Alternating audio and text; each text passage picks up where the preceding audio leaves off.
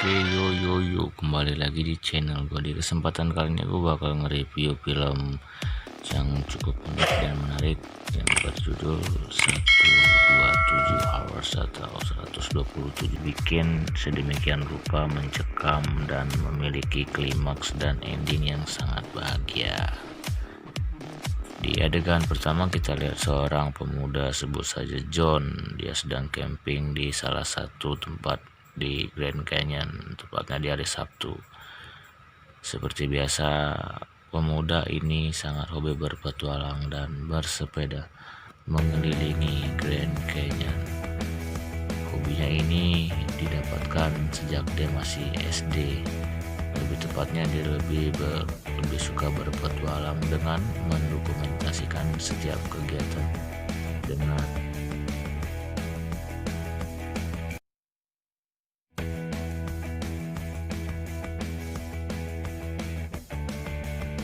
kamera yang selalu dia bawa kemanapun dia berada. Kali ini John sendiri melakukan petualangan sendirian. Dan tidak lupa dia membawa kimpul atau tempat minum yang selalu tersedia di dalam tas ranselnya. Blue Canyon, itulah tujuan dia, dengan buku panduan tertulis 4 lebar lagi sebelum Big Dropper. Jarakku kesana 45 menit lagi. Dengan semangat dan tergesa-gesa, ternyata dia melihat 2 orang gadis, sebut saja Lisa dan Maya. Mereka sepertinya sedang kebingungan mencari jalan keluar. Sepertinya mereka tersesat di Grand Canyon. Tanpa banyak basa-basi, John langsung menghampiri mereka berdua. Kupikir kita tersesat, tunggu dulu, tunggu aku. Oke, John pun turun ke bawah untuk menghampiri Maya dan Lisa. Dengan penuh basa-basi, John langsung menanya tujuan mereka dan dari mana mereka. Oke, sepertinya kita memiliki satu tujuan. Aku akan loncat bawah, aku akan ikut. Tentu saja mereka mau ikut karena mereka tidak tahu jalan mau kemana. Mereka memanggil John sebutan Aaron atau John Aaron.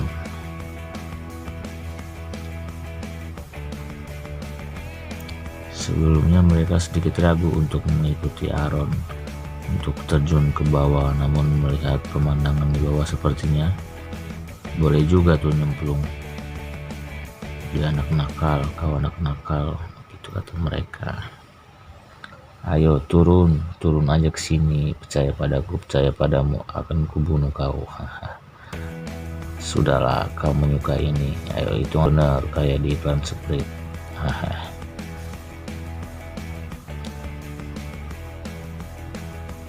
Sepertinya mereka bertiga cukup senang dengan tempat wisata ini. Namun si Maya belum berani meloncat dan akhirnya memutuskan untuk loncat juga. Setelah loncat, mereka merasakan sensasi yang berbeda. Tanpa banyak basa-basi, mereka naik lagi, loncat lagi. Tanpa disadari, kamera John Aaron merekam adegan mereka saat mereka loncat dari tebing. Nanti di akhir cerita kalian bakal tahu kenapa John merekam semua aktivitasnya dalam kegiatannya ini. Buset, udah bocah girang banget loncat-loncat ya. Oke, setelah mereka mandi pun mereka memutuskan untuk berpisah. Dan John melanjutkan perjalanannya, Lisa dan Maya pun melanjutkan perjalanan mereka. Di sini inti dari cerita film ini. Sambil menyusuri lorong goa, tempat gurun batu yang sedang dikunjungi John Aaron. Seperti biasa, John Aaron ini menyukai petualangan dan menyukai tantangan. My life, my adventure. Hehe. Namun dia tidak menyadari sebentar lagi musibah besar akan melandainya. Dia sangat menikmati keindahan Grand Canyon dan memasuki celah-celah bebatuan tanpa ia sadari. Di situ sangat berbahaya dan disitulah dia akan kehilangan sesuatu pada anggota tubuhnya. Saat sedang asik menelusuri goa, tiba-tiba saja sesuatu terjadi, sesuatu yang sangat tidak diinginkan.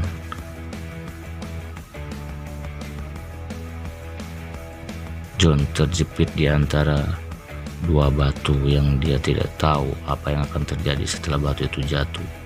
Dan apa yang terjadi, teman-teman?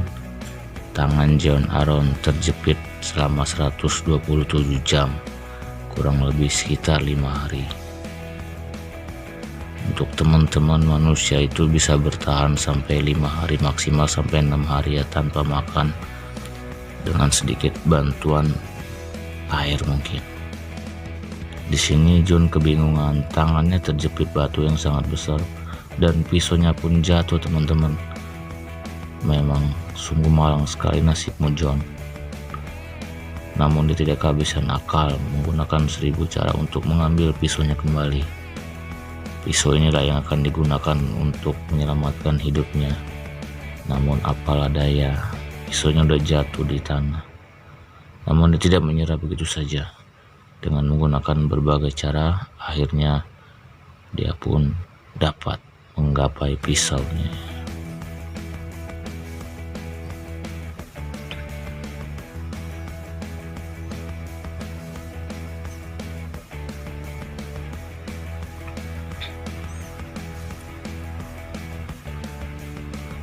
Oke, di tengah keadaan seperti ini, manusia akan menghalalkan segala cara untuk menyelamatkan hidupnya.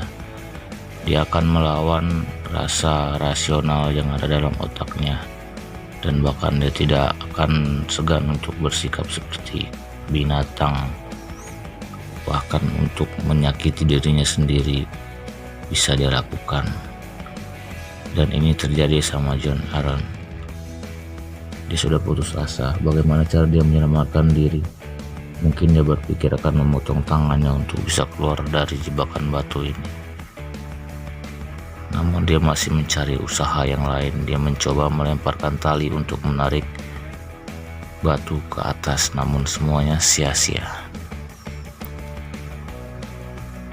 Beberapa kali percobaan dilakukan hanya membuang-buang waktunya saja. Sementara sudah berapa jam John Aaron terjepit dengan sisa air sekitar 340 mili lagi. Apakah dia bisa bertahan di antara himpitan batu dan cuaca yang panas? Dia berpikir ini adalah masalah besar baginya. Namun dia selalu mengabadikan setiap momennya. Tiba-tiba ada segerombolan pasukan berkuda lewat. Namun apalah daya, dia hanya terimpit di batuan dan tidak ada yang bisa melihat bahkan mendengarnya. Ini tegukan air yang terakhir yang dibawa John, dan dia bingung di antara batu ini. Mengabadikan video dan memutar video dengan kekasihnya. Sempat-sempatnya lo nonton bokep John lagi begini masih aja bingung dah gua. Hujan lebat yang jarang-jarang terjadi di daerah ini. Ini kesempatan untuk Aaron untuk bisa minum, untuk mengumpulkan bekal minum untuk beberapa hari sementara dia terjebak sampai ada yang berhasil menolongnya. Namun hujan yang datang sangat tiba-tiba menyebabkan kebanjiran di sisi goa. Ini bukannya malah menguntungkan bagi John sendiri. Dia bisa saja mati tenggelam dalam himpitan batu yang digenangi air tersebut. Tekanan air yang menyebabkan batu berhasil membelok atau tonggah sehingga John dapat keluar dan menyelamatkan diri sampai ke daratan. Namun cerita belum berakhir sampai di sini, teman-teman. Ini baru awal dari cerita. Akhirnya John pun berhasil selamat dari sana bina, dan ternyata itu hanya mimpi, teman-teman. Itu hanya halusinasi dia, halusinasi di saat dia mengalami posisi di mana otak kirinya sudah tidak berfungsi lagi. Lagi-lagi dia merasakan horny dan memutar video yang dia rekam pada saat dia mandi bersama Lisa dan Maya. Namun apalah daya, coli pun terjadi. Namun dia berpikir jika dia melakukan cokil akan mengurangi tenaganya dan akan mempercepat kematian cokil, dan dia hanya menggoreskan pisau di batu untuk menandai bahwa dia pernah di sini. Seandainya dia bakal mati, bakal ada yang melihat tulisannya. Mati rasa. Di saat posisi seperti ini, rasa sakit pun tidak akan diabaikan oleh seorang manusia. Dan apa yang terjadi, teman-teman? John memotong tangannya sendiri untuk dapat pergi dari sana. Ini adalah pilihan yang sulit, dimana jika kamu tidak memotong tangan, kamu akan mati dalam kesendirian. Jika dia memotong tangannya, akan ada kemungkinan hidup dan bahkan bertemu orang yang bisa membantunya. Di ending cerita ini sendiri, John berhasil diselamatkan dengan 2 orang yang pada saat